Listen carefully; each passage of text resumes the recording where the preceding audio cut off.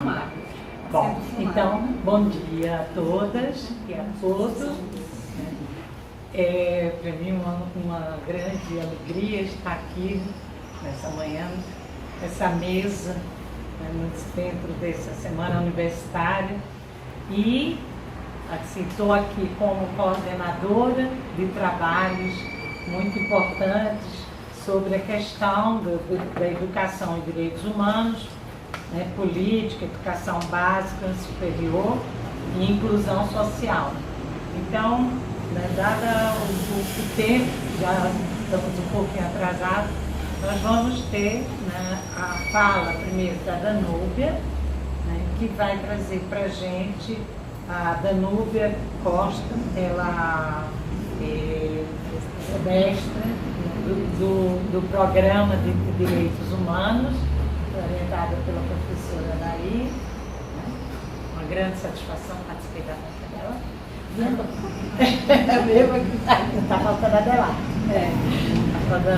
Então, a Danúbia vai falar sobre educação e direitos humanos, a política de educação e direitos humanos no contexto brasileiro.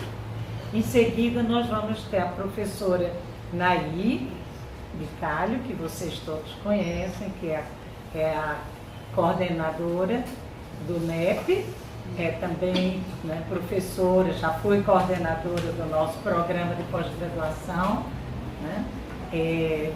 A minha colega, que eu tenho uma grande satisfação de que foi ela que acabou me convidando para participar. Estive aqui como vice dela durante o período.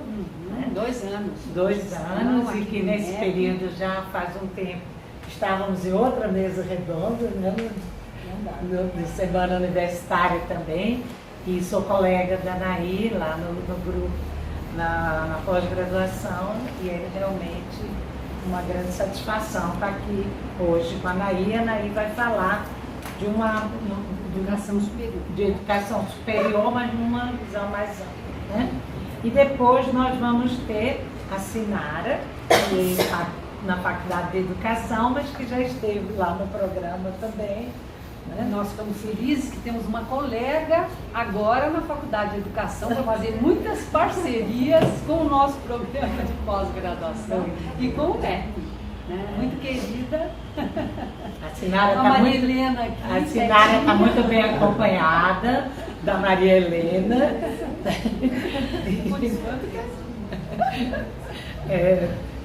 Muito bom que a Maria Helena já comece desde cedinho a participar desses momentos, Ela vai com certeza ter muita emoção, E a Sinara, então, ela vai falar mais sobre a questão a questão da diversidade, educação em direitos humanos e inclusão social.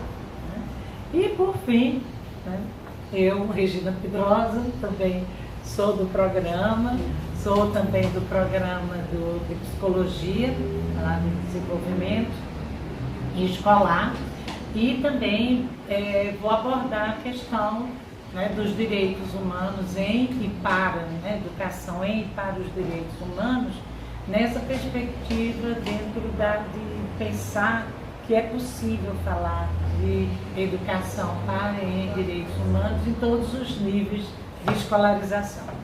Então, a gente vai aqui organizar, de preferência que a gente tenha 30 minutos para cada uma, para a gente. Tem alguma coisa tremenda? Então, a gente vai começar com a Danúbia. Pode tirar? Bom dia a todos e a todas. Bom, falar de política de educação e direitos humanos no contexto atual é um pouco doloroso pelo momento histórico e político que vivemos.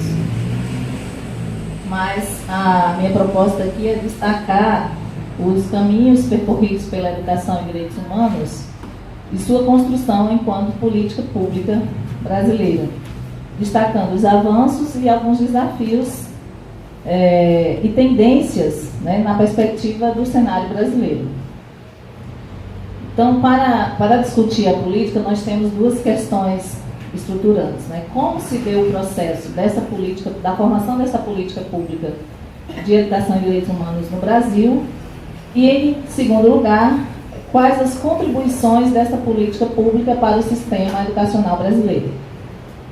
E aí vamos caminhar nessa perspectiva e tomando como início a temática de educação e direitos humanos, como todos sabem, ela foi fundada no contexto de luta, né, de luta da sociedade civil organizada desde os anos 80, a partir da perspectiva da redemocratização do Estado brasileiro, que culminou com a Constituição Federal de 88. A partir dessa Constituição, né, da Constituição de 88, a década vivida, os movimentos populares, eles protagonizavam novos processos educativos que geravam novas demandas políticas e sociais a partir dessa Constituição. Nesse sentido, as questões relacionadas aos direitos humanos foram ganhando espaço na agenda governamental e também na agenda educacional brasileira, né, nesse contexto de lutas e política e de redemocratização. Então, nessa década, e a partir daí, da luta da sociedade civil organizada com alguns agentes políticos, iniciou-se o processo de redemocratização e efetivação não, mas uma necessidade mais aguçada dos direitos humanos que já estavam previstos na Constituição. E aí algumas atividades começaram a ser iniciadas na América Latina e também no mundo, né, que veio a partir da Conferência de Viena, 93, e quando reafirmou essa questão dos direitos humanos. E a partir de Viena surgiu a necessidade, em acordo internacional, do Plano Nacional de Educação nos países que faziam parte desse acordo dos direitos humanos. Nesse sentido, o Brasil, né, iniciou suas atividades a partir de um evento internacional no Instituto Interamericano, a partir de Costa Rica, e um grupo de pessoas do Brasil foi para Costa Rica com esse objetivo de discutir inicialmente esse plano que poderia, e era essa perspectiva, gerar a política pública de educação e direitos humanos no contexto brasileiro. Nesse período, né, já chegando na década de 2000, iniciou-se pelo atual governo, na época, o primeiro plano de direitos humanos, que foi o PNDH-1, né, já no final. Nacional dos Direitos Humanos 1. Sim, o Plano Nacional de Direitos Humanos, ainda não de Educação e Direitos Humanos. Que às vezes fala assim, menos pessoas. Isso, nesse plano, né, era o que estava mais efetivado seriam os direitos políticos e civis, mas ainda era uma iniciativa tímida em relação à política de direitos humanos no Brasil. Daí, 2000, a partir desse período de 2003, né, surgindo já no governo Lula, o Plano Nacional, final do governo Fernando Henrique, início do governo Lula, o Plano Nacional de Direitos Humanos 2, que veio ampliar os direitos políticos e civis para os direitos sociais, né, culminando essa política nacional de direitos humanos em 2010 com o PNDH3. Então, nesse movimento aí de construção e reconstrução dos direitos humanos, foi criada, a partir do Acordo de Viena, a Secretaria de Direitos Humanos, e também o Comitê Nacional de Direitos Humanos, de Educação e Direitos Humanos, qual a professora Naí faz parte desse comitê, que tinha como incumbência criar o Plano Nacional de Educação e Direitos Humanos. E esse Plano Nacional de Educação e Direitos Humanos era orientado pelo Plano Mundial de Educação em Direitos Humanos, na sua primeira fase, criado com o objetivo de orientar a inserção dessa temática na educação brasileira na educação básica, né? Essa foi a primeira iniciativa do Brasil. Em segundo lugar, veio também o Plano Nacional de Educação Mundial de Educação e Direitos Humanos, com sentido de orientar já na fase do nível de educação, para a educação de nível superior, que foi o PMDH2. E atualmente, em 2015, foi criado o PMDH3 para fortalecer essas duas fases, Plano Mundial, o Plano de Ação, para fortalecer, na terceira fase, fortalecer a educação básica e superior de educação e direitos humanos. Então, nesse percurso, com a criação do Plano Nacional, o comitê começou a discutir nas universidades, né? Começaram as discussões da política de educação e direitos humanos. Essas discussões culminaram num texto orientador, que a partir dele surgiu o Plano Nacional de Educação e Direitos Humanos em 2004. Depois dessa criação, foi submetido à consulta pública. Essa consulta pública foi feita durante 2 anos, e em 2006 para 2007 foi o lançamento da fase final do documento do Plano Nacional de Educação e Direitos Humanos. Então, nesse contexto aí, o comitê ele cumpriu com a sua atividade central, que era a criação dessa política pública de educação e direitos humanos. Então, daí, a política foi sendo ampliada, né, orientada por esse plano, foram sendo criados os programas de educação e direitos humanos nas universidades brasileiras, da qual eu sou fruto, né, como algumas aí são fruto, a Bárbara, a Júlia, somos mestras, frutos dessa política de educação e direitos humanos. Inicialmente, né, começou com 4 ou 5 programas nas universidades, mas atualmente nós já temos mais de 10 programas nas universidades brasileiras. E temos também mais de em torno de 45 linhas de pesquisa. E áreas de concentração. São em torno de 10 programas interdisciplinares ou na área do direito. E 45 áreas de concentração ou linhas de pesquisa em geral no direito. Isso, né? Concentrada no direito. A última, acho que é a BB, é a Universidade de Unijuí, e o programa que é a universidade privada. Então, portanto, esse relato ele pretende destacar como a educação e direitos humanos vem se afirmando, né, nesse movimento de construção e reconstrução nas últimas décadas. Porém, alguns desafios também fazem parte do percurso, né? E aí, voltando um pouco ainda nesse caminho, teve a criação, a partir de 88, do Estatuto da Criança e do Adolescente, também fruto do Programa de Direitos Humanos, né, dos acordos, como os PNDHs, né, o 1, 2 e 3.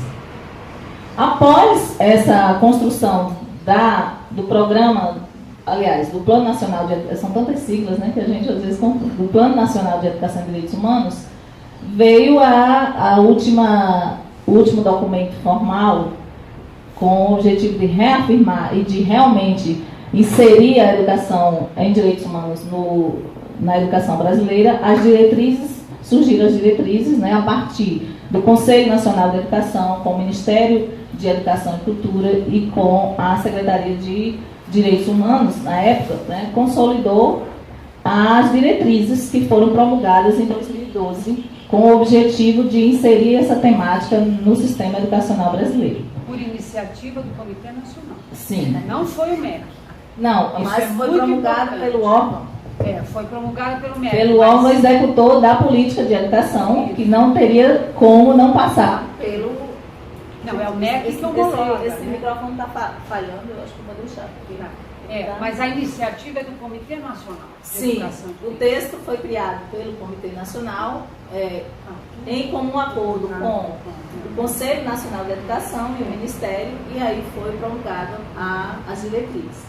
A partir dessa promulgação das diretrizes nacionais de educação e direitos humanos, é que vem realmente acontecer, na realidade, a política, que é nesse contexto que nós estamos atualmente ainda brigando e lutando por isso, de educação e direitos humanos no sistema educacional brasileiro. Isso no âmbito da educação básica, superior e também nas outras áreas que faz parte dos 5 eixos do Plano Nacional de Educação. Porém, 2012 para cá, muitas coisas aconteceram e aí, atualmente, nós não temos avançado muito em relação a isso. Mas a perspectiva da educação e direitos humanos no contexto da educação brasileira, ela é possível, ela é viável e ela é necessária. A conferência, outro evento também que veio reafirmar isso foi a Conferência Nacional de Educação de 2010, que trouxe o tema da educação e direitos humanos e dos direitos humanos como um tema que deveria ser discutida na educação brasileira. Em 2014, a conferência avançou um pouco mais e trouxe o tema dos direitos humanos como eixo no seu documento, ou seja, reafirmando a necessidade do compromisso dos estados e do Estado brasileiro na execução dessa política. Também, nas ações ainda como ações dessas políticas, foram criados 22 comitês nos estados e municípios que deram também início à discussão na base, isso antes das conferências. Atualmente, a perspectiva da educação e direitos humanos, ela passa por um processo de intimidação, eu diria, o termo, por resultar num documento mais atual do momento que vivemos, um pacto universitário, pelo atual governo, onde ela reduz a educação em direitos humanos à educação superior. Ela trata apenas da área da educação superior, chamando a necessidade das discussões nas universidades, mas as outras áreas, os outros eixos do plano, ele não aparece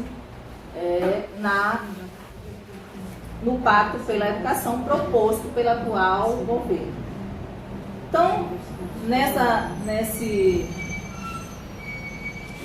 nesse contexto aí, vocês percebem que a partir de 88 até 2016, nós tivemos avanços e avanços significativos da política de educação e direitos humanos no Brasil. Considerando que as mudanças culturais, os processos, eles são lentos, são longos, mas foram avanços bastante significativos, numa perspectiva de educação e direitos humanos emancipatória, da educação, na construção de um sujeito de direitos, e não numa perspectiva apenas transversal. É uma das linhas que o plano aponta, como a educação e direitos humanos pode ser trabalhada na escola de forma transversal, sim. Na universidade, por exemplo, como disciplina. Não tem nenhum problema que ela possa trabalhar enquanto disciplina.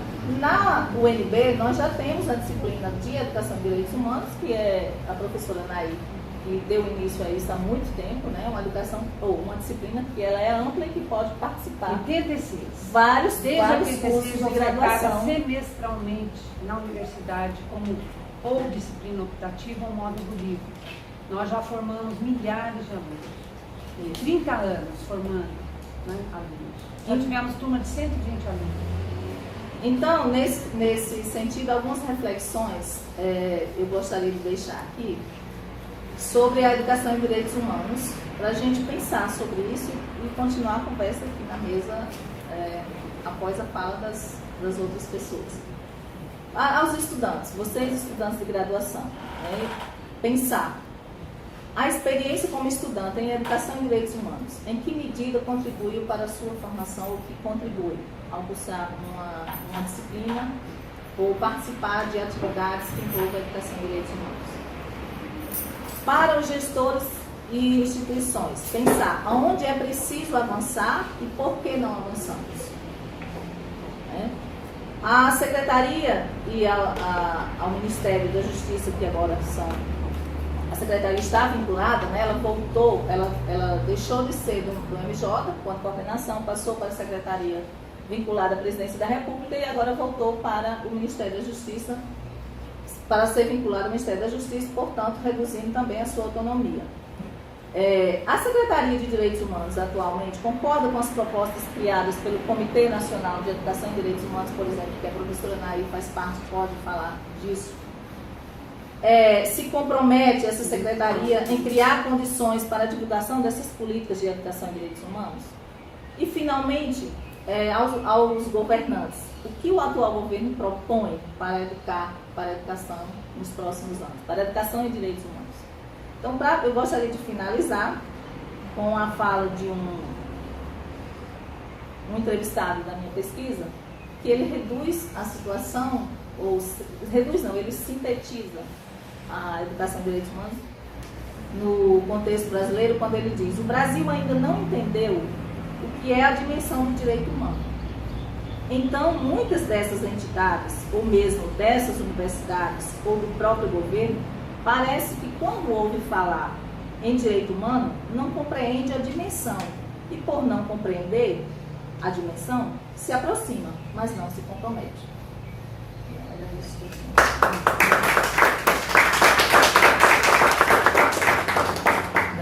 Muito obrigada. Você falou o seu tempo, não deixando aí um tempo que eu acho que a Naí vai tomar. Mas a gente pede também que a gente possa ser democrática aqui. Mas então a gente passa agora a palavra para a professora Naí, que vai também mostrar uma visão ampla a partir da educação superior. Isso, exatamente. Então, como professora universitária, preocupada com a educação do futuro, né, eu fiquei pensando o papel da universidade hoje, né, com essa missão da educação de direitos humanos.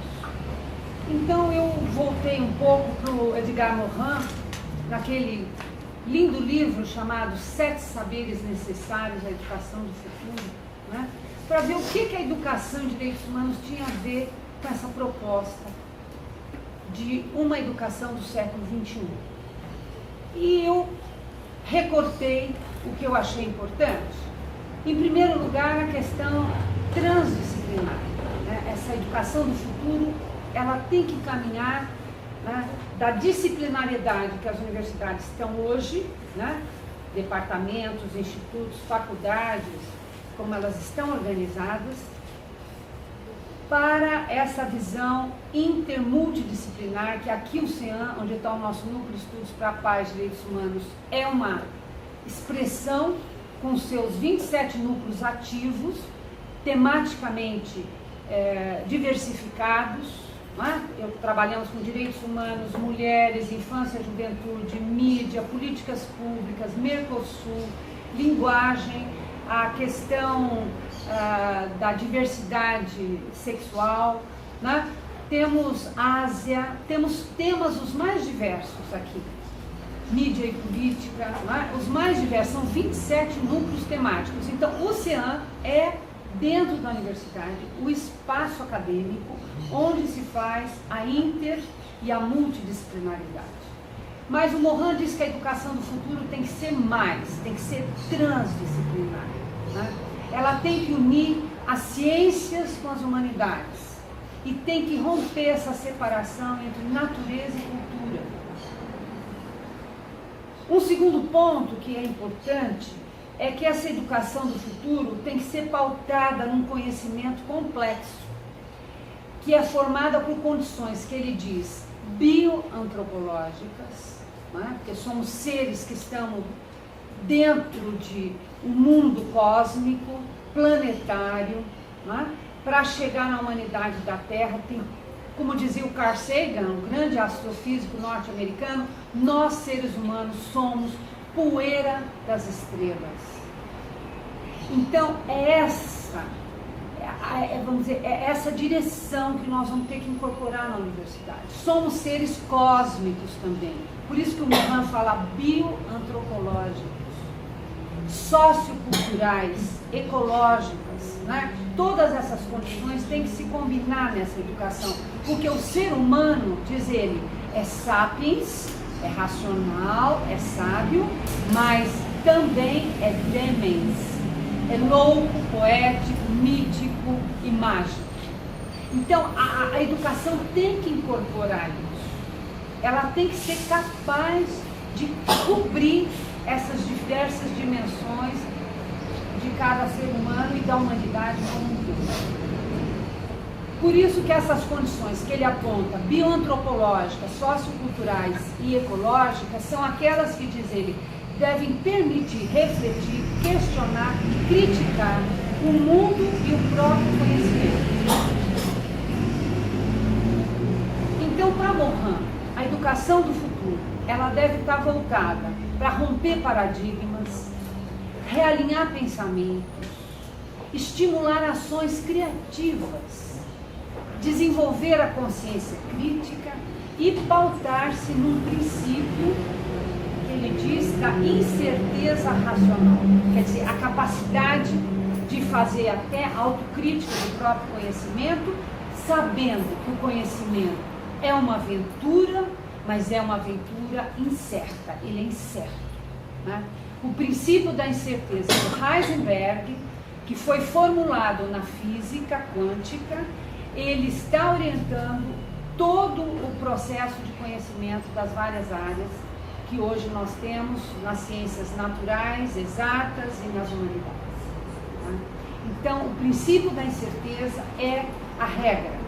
E por isso que nós temos um momento de forjar um novo paradigma da ciência. Um paradigma que trabalha com a história, com a imprevisibilidade. Aqui eu estou falando do professor Boaventura de Souza Santos, nos seus livros, um discurso sobre a ciência, para a ciência, introdução à ciência pós-moderna, e uma discussão que ele faz a respeito do conhecimento pós-colonial. Ele está aí na sexta-feira e eu estou aqui retomando as suas concepções, suas ideias. Então, esse paradigma emergente, ele tem que trabalhar a história, a imprevisibilidade, a espontaneidade, a auto-organização, a interpenetração, a irreversibilidade, a evolução, a desordem, a criatividade e o acidente, né? Então, é um conhecimento que tem algumas premissas que o Boaventura formula no livro Discurso sobre as Ciências, em que ele diz: todo conhecimento científico natural é científico social. Todo conhecimento é local e total. Ele tem o locus da sua formulação, mas ele tem que articular com o pensamento e o conhecimento de todo o planeta. O conhecimento também é autoconhecimento. E o conhecimento científico, ele tem que combinar com o que ele chama essa ecologia de saberes, né? Que seriam esses outros conhecimentos que a ciência moderna chamou de alternativos, subalternos, não científicos, né? Então, nós vamos, que envolve o conhecimento dos povos indígenas, dos quilombolas, dos ciganos, enfim, todos esses grupos e povos, né, que têm uma formulação própria, um modo de conhecer, que é diferente da ciência, que se tornou hegemônica como forma de conhecimento, né? Então é preciso que a gente combine essa pluralidade de conhecimentos. A universidade tem que dialogar com esses outros saberes. Então, tendo em vista essas questões, como é que a universidade hoje se coloca diante desses desafios, né? E como é que a educação em direitos humanos pode se tornar um instrumento que possa contribuir para realizar o diálogo entre os saberes, a articulação entre natureza e cultura, a compreensão dos seres humanos como coração e mente, né? A emoção e a razão juntas, que quebra todo o paradigma da ciência moderna pautada na neutralidade do cientista, né? O conhecimento é neutro, não tem valores, não tem emoções, né? Nós estamos num momento de pós-modernidade, reintegrando as emoções e os valores no processo de conhecimento, inclusive a experiência vivida em cada pesquisa, né, que transforma o pesquisador. Como é que a educação em direitos humanos vai contribuir para desenvolver ações criativas, formar consciência crítica, apoiar um processo de conhecimento que é uma aventura incerta, num mundo de incertezas, de imprevisibilidades? Não tem mais as leis naturais de Newton, né, que ele dizia, está tudo dado, basta a ciência descobrir. Né? As leis da natureza estavam todas presentes e os cientistas tinham só que descobri-las, elas eram permanentes. Não é mais assim. Hoje a ciência combina todos esses conhecimentos da física clássica, mas está sendo regida pela física quântica. A teoria da relatividade, a mecânica quântica, com todas as descobertas que estão sendo feitas hoje, que tem levado os cientistas dessa hard science, dessa ponta da ciência, a dizer que a ciência não mais precisa de provas. Provas era a ciência moderna, experimental. A ciência pós-moderna, a ciência do século XXI, é uma ciência que vai depender da comunidade científica definir os conceitos na sua capacidade de sustentação teórica e na sua harmonia estética. Como é que eles estão também harmônicos na sua formulação? Não mais provas, porque a física quântica está dizendo que o universo tem 11 dimensões, na teoria das cordas, que vai da matéria, que é a nossa, até pura luz. E vocês viram quem ganhou o prêmio Nobel da Física?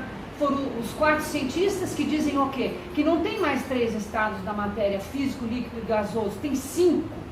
Antes do primeiro, tem o plasma, que seria um estado de matéria em altíssimas temperaturas, como a gente vê nesses planetas quentes que estão no sistema solar.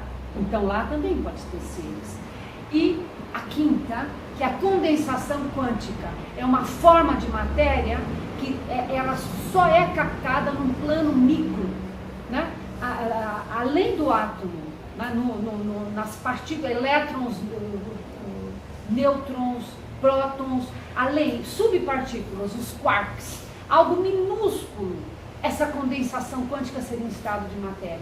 Está revolucionando a ciência, né? E nós estamos aqui presos em coisas muito antigas de uma física clássica, né? Que definia a lei de órbita dos planetas, né? no Newton, e fazia discussões, né? de uma ciência mecânica. Tudo é repetitivo, a ciência tem que classificar, né? Fazer quantidades e somar essas quantidades e tirar conclusões. É a matemática da ciência, a ciência moderna. E hoje já não é assim. A ciência já está muito mais apurada. Então, como é que nós vamos nos aventurar nisso? Na educação de direitos humanos. Pensar numa história da humanidade que é feita no cotidiano vivido por cada ser humano num mundo de desordem e turbulências. Olha essa situação internacional, quem dorme tranquilo? Você não sabe qual é a notícia do dia seguinte. Não é? As geleiras do Polo Sul que descongelou, enormes icebergs que estão subindo os oceanos, e os cientistas estão dizendo os oceanos estão subindo, vai aumentar os terremotos, os cataclismas, tudo. Olha o clima, outubro, aqui chovia dia e noite, eu estou aqui há 40 anos, não chove, tudo secando. Né? A grande questão das guerras no século XXI vai ser água. Não é petróleo, é água. Quem tem água, quem não tem. O Brasil tem todas essas redes e tem as redes submersas. Tem uma bacia enorme. Bom, então, essa questão desse mundo em desordem e turbulência, em busca um conhecimento, em busca do autoconhecimento e da emancipação. Como colocava Adorno, né? O temor do holocausto. A educação tem que emancipar. Qual foi o problema do nazismo? Criou robôs.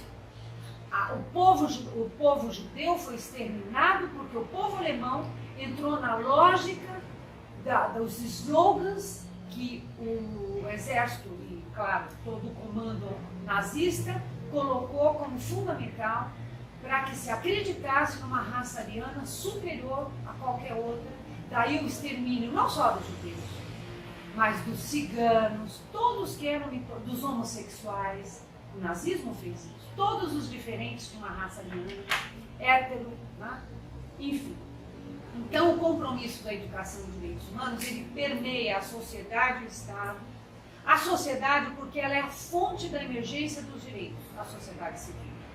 Nela estão as lutas, as forças que se organizam para lutar pelos direitos, educação, saúde, trabalho, ser diferente e ter direito a ter direito.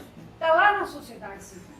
Ela cria essa consciência da cidadania e está atenta, alerta aos desmandos políticos, aos sinais de retrocesso da democracia. Está pronta para agir, para chamar os cidadãos para cumprir esse papel incondicional, que é o papel da cidadania, um papel incondicional de defesa de direitos e liberdades fundamentais. E o Estado? O Estado é uma invenção da sociedade. Foi a sociedade que criou o Estado. Leiam lá os clássicos da teoria política, Hobbes, Locke, Rousseau. É o Estado criado pela sociedade, né? Para impedir aquilo que Hobbes dizia, o Leviatã, né? Um Estado que engolia tudo, não é? E fazer o contrato social que o Locke propõe, claro que é uma ótica do mercado, mas para criar regras, leis, para organizar as relações. Então, o Estado, ele deve refletir os projetos e os desejos da sociedade civil, o Estado democrático de direito, a serviço da sociedade civil, um instrumento de políticas públicas que promova a igualdade social, a justiça, a cidadania e a democracia. Por isso que, como a Danúbia já falou, o nosso Plano Nacional de Educação e Direitos Humanos, ele coloca, que vem pautado lá no Programa Mundial de Educação e Direitos Humanos, ele fala de uma cultura universal. E essa é uma discussão que nós temos que ter no Oriente. Direitos humanos é paradigma do Ocidente, não é do Oriente. O Oriente tem o Dharma, nos países budistas, hinduístas, tem a Uma, nos países muçulmanos, que são os códigos morais muçulmanos, tem nada a ver com o exército islâmico. Não tem nada a ver com governos autoritários islâmicos, que está lá no Egito, está na Síria, né? A Líbia, o Gaddafi teve, mas tinha outras questões envolvidas na Líbia, né? Mas, enfim, então, as instituições de ensino superior, elas passam a ter essa tarefa de formação de cidadãos para uma sociedade livre, democrática, tolerante, que trabalhe com as diferenças étnico-raciais, religiosas, culturais, territoriais, individuais, geracionais, de gênero, orientação sexual, opção política, nacionalidade. Isso está lá no Programa Mundial, né? Por isso que a educação superior, no nosso Plano Nacional de Educação e Direitos Humanos, vai trabalhar os princípios de que a universidade tem uma vocação republicana, autônoma, comprometida com a democracia e a cidadania. Ela tem que se pautar nos preceitos da igualdade, da liberdade e da justiça, né? Essa proposta da educação de direitos humanos, que norteia os direitos humanos como uma prática permanente, que difunda valores, tenha princípio ético-político, defenda essa interdependência, indivisibilidade, universalidade dos direitos humanos, com temas transversais, com programas e metodologias específicas, e que construa nas universidades, nas diferentes áreas de ensino, pesquisa e extensão, os seus programas de compromisso, né? No ensino, como diz as diretrizes nacionais que a Danúbia já mencionou, pode ser uma disciplina específica, pode ser transdisciplinar ao nível do currículo, dos programas de desenvolvimento institucionais, nos projetos de curso, ou pode ser mista, combinar, não é? E na pesquisa, um incentivo aos temas, diferentes temas que acompanham a questão dos direitos humanos, que perpassam todos esses que eu mencionei, e a criação de núcleos de pesquisa que possam favorecer essa educação em direitos humanos nas universidades. E a nível da extensão universitária, a professora Nazaré Zenaide, da Paraíba, da Universidade Federal, ela era decana, era pró-reitora de extensão durante muitos anos, e ela conseguiu, junto com os colegas que fazem parte desse fórum de pró-reitores da extensão universitária, incluir no Plano Nacional da Extensão Universitária, nos anos 90, o compromisso com a promoção dos direitos humanos. Então, a extensão universitária, ela tem esse compromisso e ela desenvolve as suas atividades de capacitação, assessoria, realização de eventos que estão associadas com o ensino e a pesquisa. E a extensão trabalha com muitos temas: assistência a todas as vítimas de violações, a erradicação do trabalho escravo, o combate à discriminação étnico-racial, a educação em direitos humanos, o trabalho com o combate à homofobia, à tortura, o apoio a diferentes instâncias de defesa dos direitos, os fóruns, os coletivos, os conselhos, o atendimento socioeducativo do adolescente com conflito com a lei, os conselhos de criança e adolescente, a prevenção da violência e os projetos de memória e verdade. Então, nós estamos hoje com esses caminhos já decididos, já traçados por uma política de Estado de educação de direitos humanos. E é isso que o Comitê Nacional de Educação e Direitos Humanos sempre esteve comprometido, em construir essa política de Estado. Por isso que nós, do Comitê, de início, em 2003, redigimos o primeiro Plano Nacional de Educação e Direitos Humanos, do qual eu fiz parte da redação do ensino superior, com esses princípios de uma universidade republicana, autônoma, comprometida com a cidadania e a democracia. E hoje, apesar de toda essa crise que nós estamos envolvidos, deste golpe parlamentar, judicial que o Brasil está vivendo, um governo ilegítimo, ilegal que nós estamos vivendo, nós do Comitê estamos comprometidos com essa política de Estado. Por isso que estamos colaborando com este pacto universitário pela promoção do respeito à diversidade e da cultura de paz e direitos humanos nas universidades. E esse pacto, ele está saindo pelo Comitê Nacional de Educação e Direitos Humanos. E ele é uma parceria entre a Secretaria Especial de Direitos Humanos com o MEC, a SECADI, a CESU, a CEDEST, que é a área das instituições privadas de ensino superior, e vai incorporar a CESU, Secretaria de Ensino Superior, né? A Secretaria de Cidadania e Ação Continuada, Diversidade do MEC, e a Secretaria das Instituições Privadas, que também vão incorporar mais à frente a educação básica.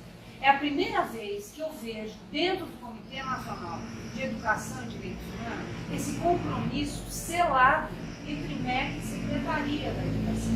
Porque nunca teve, a não ser no início, em 2003, que era a gestão do Cristóvão Buarque, e estava na diretoria de política do ensino superior o professor Zé Geraldo Souza Júnior, fazendo a política do ensino superior. Então nós tivemos um profundo intercâmbio entre MEC e Secretaria de Direitos Humanos. Né? Então hoje eu fiquei até surpreendida da capacidade da Flávia Pelvedan, que é a secretária, e ela é uma professora universitária muito conceituada, com um currículo Lattes extremamente acadêmico e respeitado.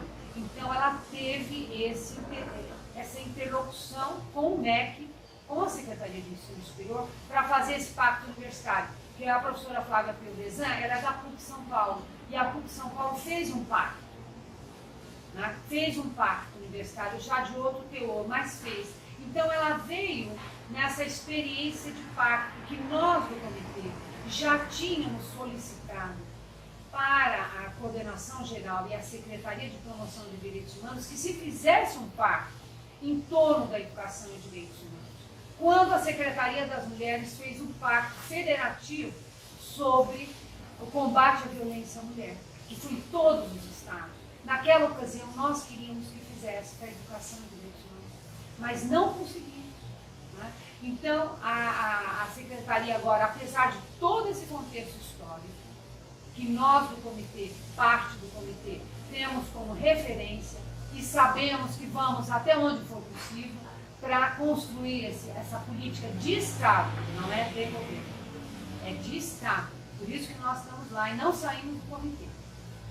A professora Flávia Schilling, da USP, que foi ex-presa política, pediu para se retirar.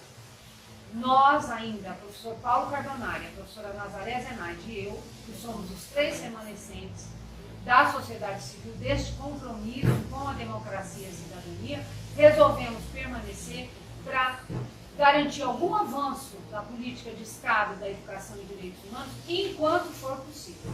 Porque quando não for, nós vamos nos retirar. Nós estamos em discussão do nosso papel no comitê. Não é algo dado e permanente, é algo discutível a cada momento. Então, este pacto pretende trabalhar no ensino com os conteúdos de direitos humanos de natureza obrigatório, complementar ou adaptável, que foi chamado assim no pacto, utilizando seminários, atividades interdisciplinares, disciplinas obrigatórias optativas ou transversal, essa forma mista, garantindo uma pluralidade pedagógica e de diálogo com as diferentes áreas de conhecimento. E o compromisso com a formação dos educadores na área dos direitos humanos. Na pesquisa, os estudos e pesquisas nesses vários temas que eu mencionei e metodologias que possam ser produzidas, discussão de metodologias de ensino, que a pesquisa pode avaliar e propor novidades, não é? Combatendo toda a discriminação e intolerância em relação aos grupos em situação de vulnerabilidade e criando os programas de pós-graduação, mestrado e doutorado, para que eles possam consolidar essa área de pesquisa da pós-graduação nas universidades.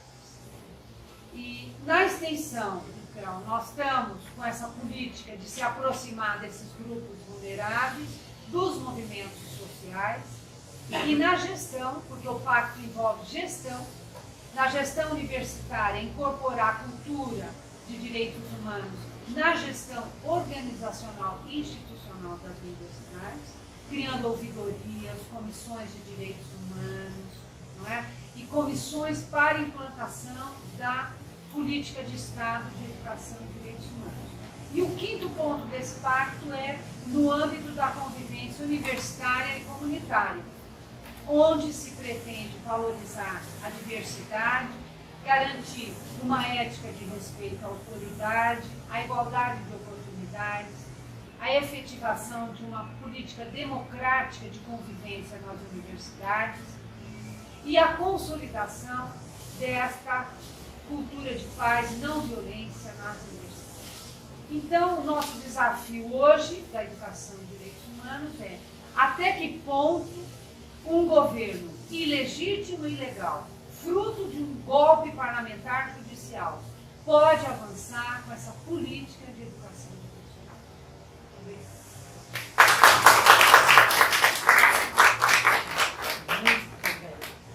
Muito bem, e agradecendo aí que a gente vai poder ter espaço, né, para depois abrir para o público, se a gente continuar, né, respeitando aí o tempo.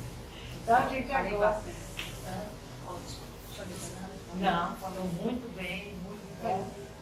Você quer falar agora? Você quer? Até porque ela disse que estava com problema, mas ela quer. Eu acho que seria até uma possibilidade para a gente. Ela falou. Eu sou surda, eu já falou.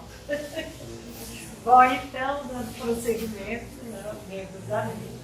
Ah, tem a Maria Helena. Maria Helena está. Diz para ela que ela tem que ir ao banheiro. Então, nós vamos então tentar continuidade a essa discussão hoje apresentada aqui pela mesa. E eu vou falar, então, sobre, dentro dessa perspectiva dos direitos humanos nos diferentes níveis, né, de escolarização. Achei muito bom porque o que foi falado, né, aqui vai me ajudar também a trazer o que eu propus falar para vocês, no sentido de que toda essa história que a Danuta já recuperou, e a Anaí recupera também na questão, né, das declarações, dos pactos, dos documentos criados, que são extremamente importantes, mas que eu penso que nós temos que, ao mesmo tempo, né, não pode ser uma coisa aqui, outra coisa ali, ao mesmo tempo, nós temos que fazer uma discussão para ver o que é que nós estamos falando realmente de direitos humanos. Porque falar de educação e direitos humanos envolve, então, fazer uma reflexão do que nós entendemos sobre educação, o que nós entendemos sobre humano, né, e sobre direitos. Nós estamos, e tem algumas pessoas aqui presentes, nós temos uma disciplina, Maria, em que a gente juntou, né, alunos tanto do Direitos Humanos como alunos da Psicologia, na pós-graduação, e que nós estamos discutindo exatamente a psicologia, educação e direitos humanos. E nós, nessa disciplina, partimos justamente para pensar o que é humano, o que cada um pensa que é humano, o que é que cada um pensa sobre educação, o que cada um pensa sobre direitos humanos, para entendermos como que esses pactos, essas declarações, elas passam a existir. Porque além das pressões sociais, da sociedade civil, que é um marco e é o que realmente, né, vai fazendo pressão e causando uma tensão tão grande na sociedade, que há uma vontade forçada política de dar resposta ao anseio da sociedade. Particularmente, eu penso, né, hoje, não sou estudiosa de memória, de história, mas eu penso que nós, quando da construção da Constituição de 1981, que foi realmente um avanço muito grande, eu particularmente tinha passado 7 anos fora do Brasil, sem vir ao Brasil durante 7 anos. E para mim, de 77 a 85, estou fora, realmente para mim foi, de 85 a 88, foi para mim algo que impactou como que a gente, né, eu presenciei os meninos de rua, os adolescentes, chegando aqui em Brasília, tinha aquele ciclo, ali da frente do ciclo, ali junto da catedral, e depois dentro do ginásio, a quantidade de meninos, era lindo ver todo esse movimento e como que conseguimos fazer uma, né, Constituição que dita cidadã, com tantos avanços, e que nessa questão mesmo, que as coisas não são lineares, para mim elas não são colocadas numa linearidade, mas que ainda causa assim, cria, né, certas resistências, e eu acho que a gente ficou preso a... Olha que está lá na Constituição, está lá na Constituição. Então a Constituição, ela, no meu modo de ver, ela passou a ser algo distante, e nada para mim pode ser distante. No momento que a Constituição passou a ser apenas uma referência, está lá, sim, está lá, mas e aí? E o que nós vamos fazer no que está lá? Né? Então, nós temos, e é necessário, sim, essas declarações, essas normas, tudo isso, eu não estou dizendo que não seja, né, importante. Só que eu acho que a gente tem que ver que tudo que está posto na questão dos direitos humanos tem que ser vivido. E aí, por ter que ser vivido, eu penso que direitos humanos está em toda parte. Está em qualquer relação do humano. Então, qualquer relação do humano, né, a gente pode, deve vivenciar os direitos.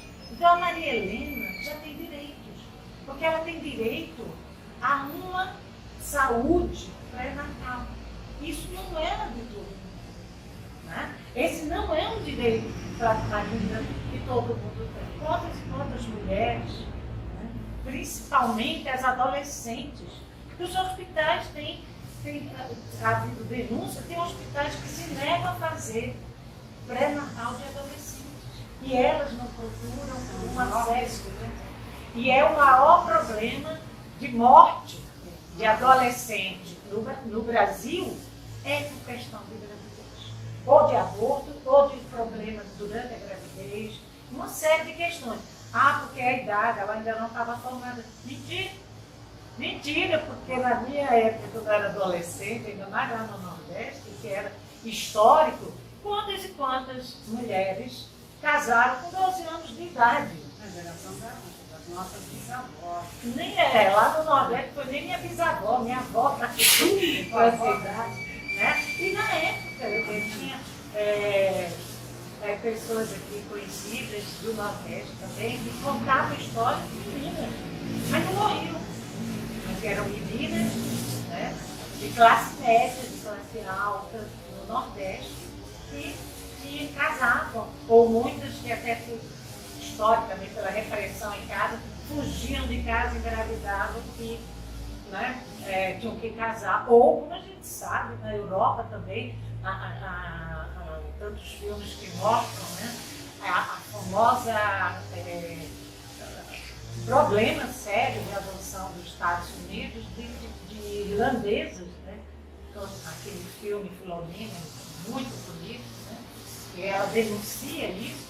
Enfim, então esses direitos são direitos que estão postos no humano. E o humano, né, é algo que, para mim, ele está sempre sendo e vindo a ser. E, ao mesmo tempo, ele vem a ser, mas ele já é. Então, nós temos que pensar esses direitos desde sempre e no tempo todo. E isso foi interessante na minha trajetória nos direitos humanos, porque eu mesma tinha uma visão de que era necessário eu me autorizar a dizer que trabalhava com direitos humanos.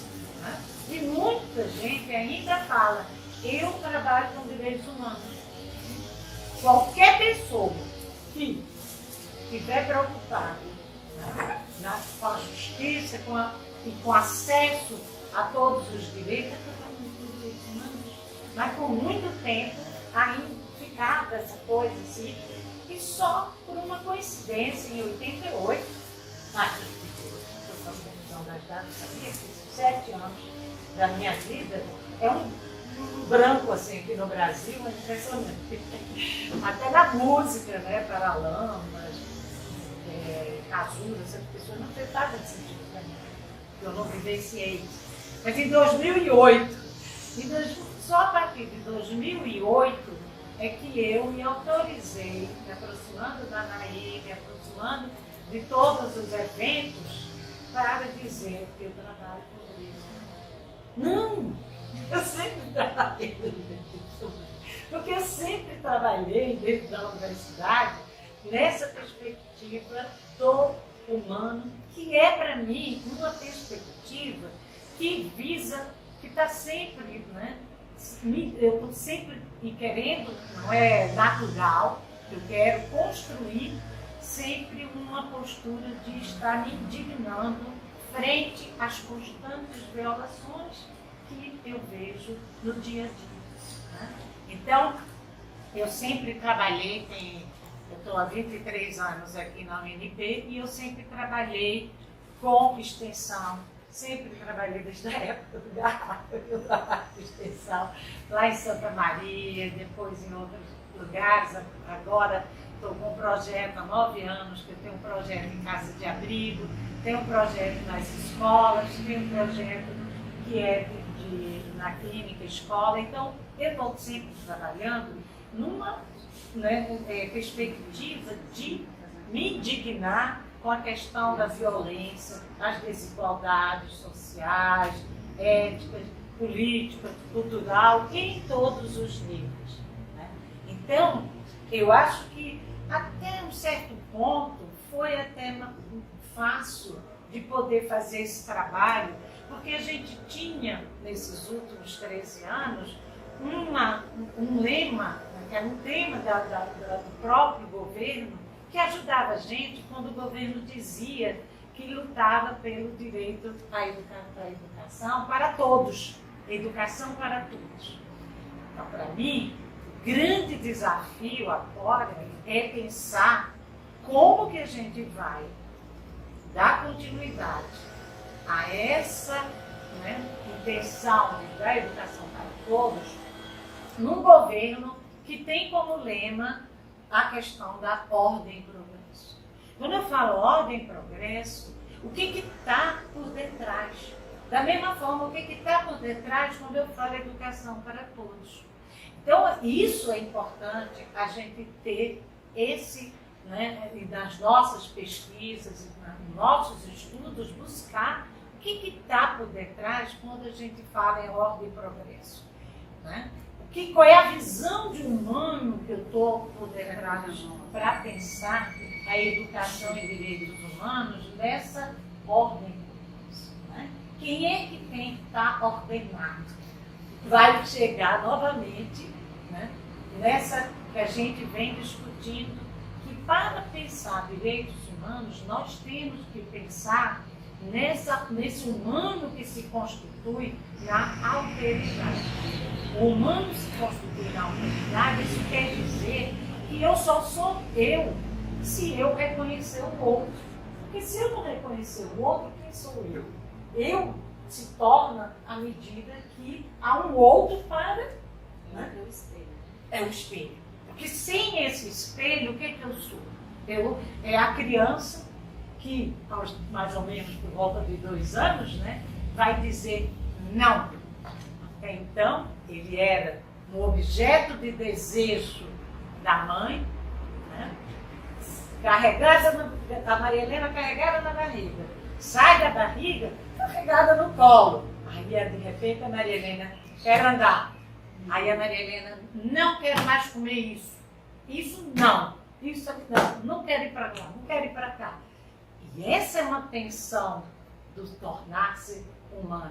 A Maria Helena está em processo de tornar-se, como todos nós estamos em processo de tornar-se.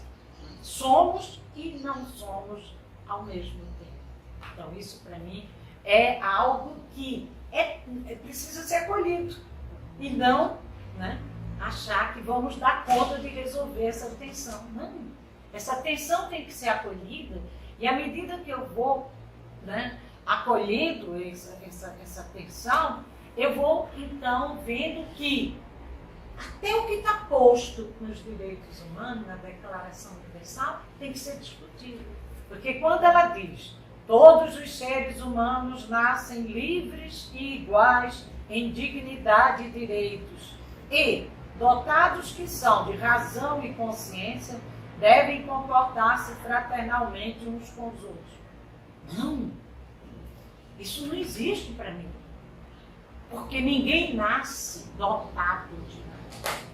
A única coisa que a gente nasce dotado é de reflexos, que se não forem educados, até as próprias emoções, que elas são viscerais, mas se elas não forem educadas, elas não vão permitir que eu possa me relacionar com o outro de forma a não destruir e nem me destruir à medida que eu estou com o outro.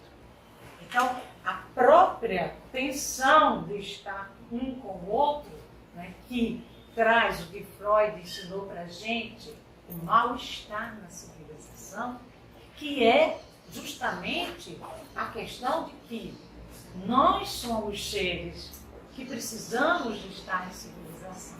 Mas estar em civilização não é fácil.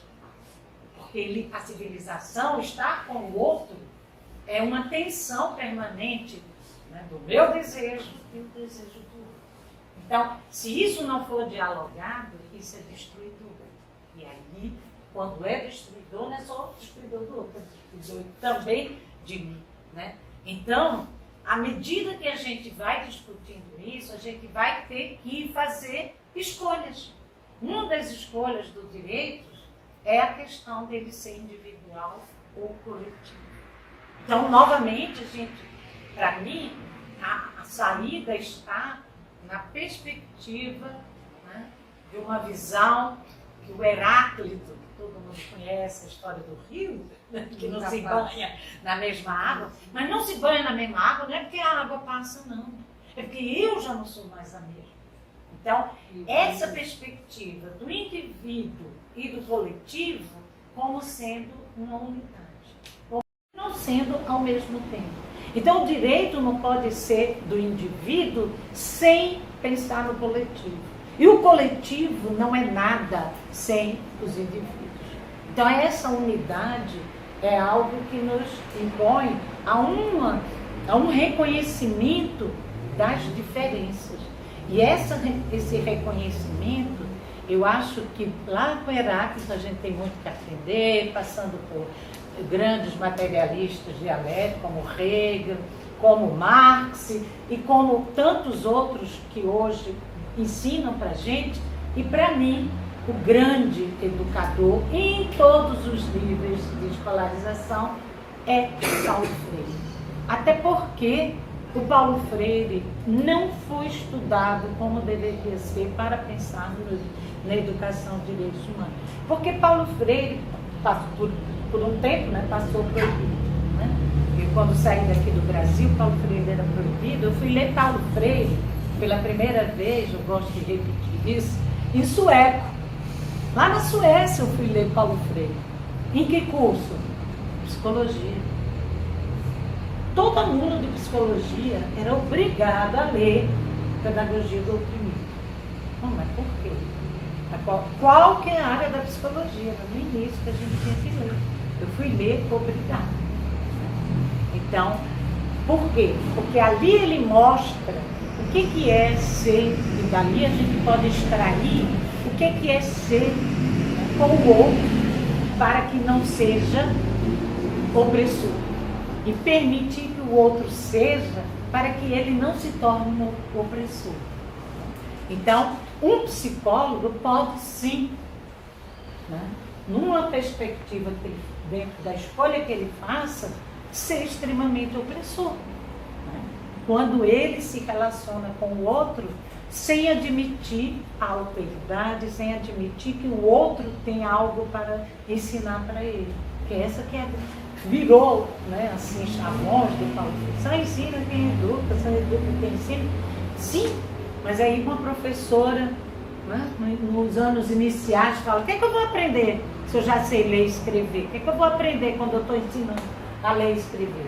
Vai ensinar, vai aprender muita coisa quando ela reconhecer que aquela criança é única, que ela nunca teve aquela criança como aluna e que aquela criança pode ensinar muita coisa para ela, inclusive para questionar a forma dela de estar com o outro. Né? Não é que ela vai ensinar que B com A faz B, mas ela pode ensinar, inclusive, que desenhar o B, desenhar o A pode ser feito de diferentes maneiras, que não tem que ser na cartilha, porque ele não estaria dentro da perspectiva ordem e progresso. Mas a ordem e progresso vai exigir que todos façam igual, para ter uma ordem para conteúdo. Então, esse é um problema, né? Então, a educação, para mim, ela não é apenas a questão formal. Ela não está apenas na escola, ela está em todos os ambientes. Onde tem humano, como diria Paulo Freire, onde tem humano, eu estou aprendendo. eu estou aprendendo, eu estou ensinando, eu estou ensinando, eu estou aprendendo. Então, eu preciso estar com o outro, porque senão eu não aprendo assim. Eu acho isso muito bonito. E, como ele falava, tem que ser com amorosidade. Aí, como é que eu vou ser amorosa com o Temer? Tem que ser amorosa com o Temer. Não é, Claudemir? A gente discutiu isso em sala. Como ser amorosa sem amar? Não, eu não vou amar o Temer, mas eu vou ser amorosa. Então, não é isso para mim, o direito à educação não significa apenas a educação igual para todos. Não. A educação não pode ser igual para todos. Né? Uma indígena aqui na universidade, ela virou para mim e falou: por que vocês querem que a gente ensine da maneira que vocês ensinam, que é horrorosa? Muito legal. Muito legal. Muito legal. Tudo bem, eu quero ensinar aos índios o português, mas deixa eu ensinar do jeito que eu sei. Por que a gente impõe o tempo todo a forma que a gente... Né? Porque aí entra uma questão que eu acho que é extremamente necessária da gente refletir e sair dela, que é o pensamento do colonizado. Como que isso, né, prende a gente, todos nós, professores, pesquisadores, alunos que são pesquisadores também, mas como prende a gente quando a gente acha que a gente não sabe fazer. Como que a gente diz: não, você ainda não sabe. A Maria Helena, coitada, vai ouvir com cuidado: não, ainda não. Não, filhinha, deixa eu fazer, que você ainda não sabe. Como não? Ela sabe do jeito dela. A Helena também está construindo isso. Era isso.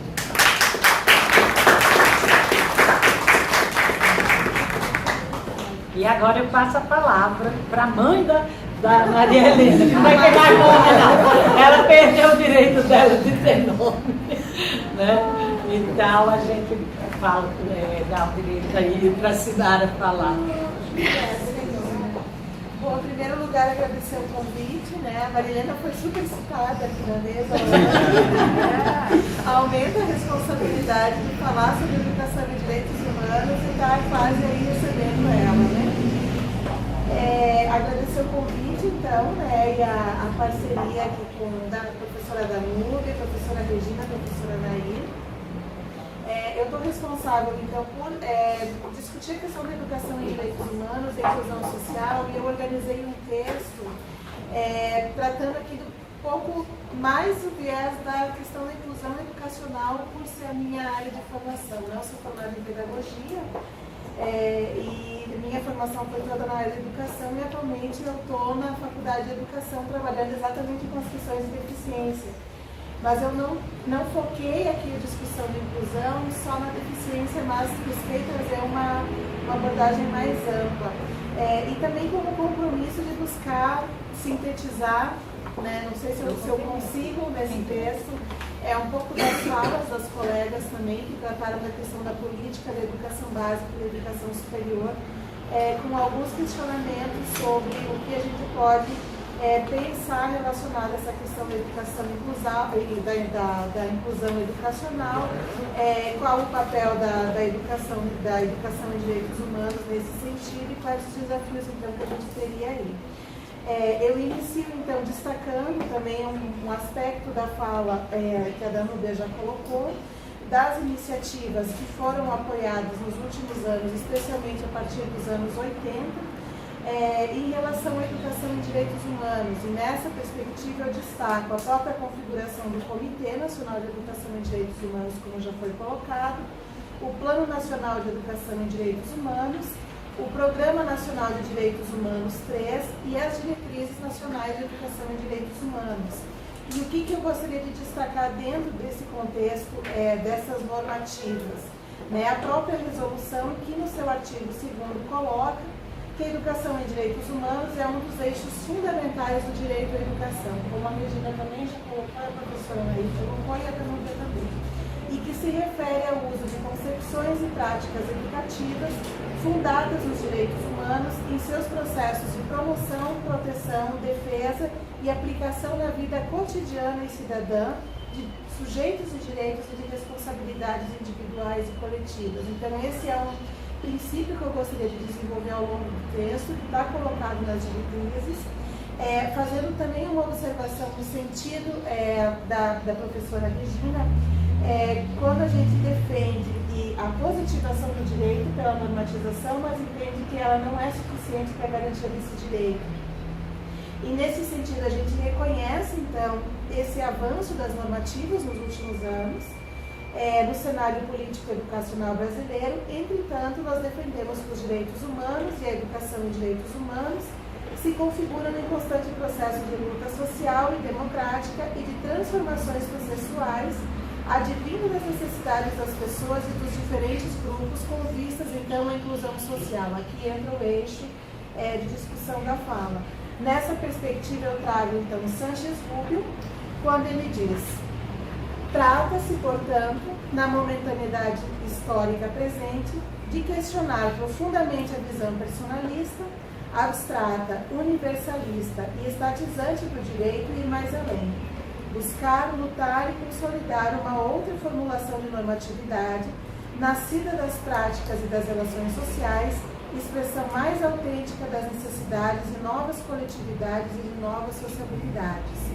Então, se a gente for pensar na questão da educação em direitos humanos, como um processo sistemático e multidimensional que orienta a formação do sujeito de direitos, que é o princípio colocado no Plano Nacional de Educação em Direitos Humanos, e na educação em direitos humanos como um dos eixos fundamentais do direito à educação, que é o que estabelece as diretrizes curriculares sobre a educação em direitos humanos, nós podemos afirmar que a educação, então, é um direito humano fundamental e uma condição necessária para o acesso aos demais direitos.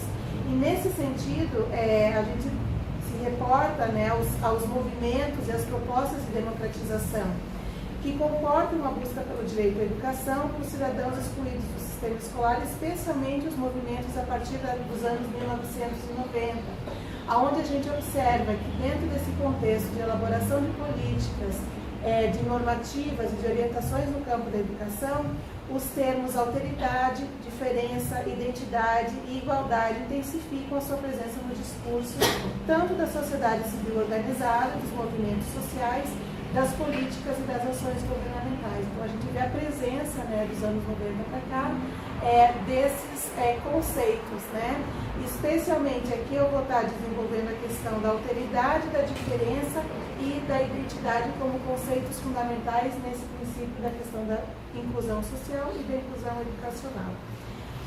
E embora seja conceito, a necessidade de uma educação para todas as pessoas, como a Regina disse, para todos e não para a maioria, ou para parte delas, se realizada uma análise crítica da forma como se configura hoje o sistema de ensino, nós podemos evidenciar que a instituição escolar ela tem fornecido sistemas classificatórios, que estabelecem fronteiras entre aquele que está incluído e aquele que está excluído, definindo aquele que constitui o modelo, entre aspas, aceita ou não os sistemas de ensino. E tal classificação a gente entende que é oriunda da demarcação, da diferença entre categorias que provém do pensamento moderno, onde se entendia a identidade como algo fixo, e que hoje a gente já trabalha a questão da identidade a partir de uma outra perspectiva. Nesse sentido, e análise crítica a esses processos educacionais que classificam e normatizam a partir de preconcepções, eu cito Hannah Arendt quando ela afirma que a educação deve se mostrar como alavanca do processo de organização social, no sentido da acolhida dos novos seres humanos que trazem, com sua chegada ao mundo, a alteridade ao que tapou-se. Nas palavras dela, especialmente na obra Entre o Passado e o Futuro, Hannah Arendt vai dizer que a essência da educação é a natalidade, o fato de que os seres nascem para o mundo. E nessa perspectiva da autora, a crise da educação ela guarda a mais estreita conexão com a crise da humanidade e face ao âmbito do passado. Ao considerar a educação como a maneira como são percebidos os que nascem, a sua função seria de conduzir as pessoas na dinâmica do novo mundo, pois como o processo educativo deriva das necessidades sociais, esse, por sua vez, expressa e aplica os conhecimentos, posturas e comportamentos aceitos pela sociedade. E nesse sentido, eu cito também outra obra, tem um capítulo de La Rosa e Clara, que eles dizem que a educação é o modo como as pessoas, as instituições e as sociedades respondem à chegada dos que nascem. A educação é a forma que o mundo recebe os que nascem. E responder é abrir-se à interpelação de uma chamada e aceitar uma responsabilidade. Receber é fazer lugar. É abrir um espaço no qual aquele que vem possa habitar, colocar-se à disposição daquele que vem sem reduzir ele à lógica que rege nossa casa. Então esse é o ensinamento, né, que eles trazem no sentido do recebimento e do respeito à alteridade do outro que chega, que é o desconhecido, mas que a educação, dependendo da perspectiva da forma como ela é organizada, realmente ela busca trazer, romper com essa alteridade, não sei se romper seria a palavra, mas dominar essa alteridade, né, e enquadrar esse sujeito novo que nasce num modelo aceito socialmente.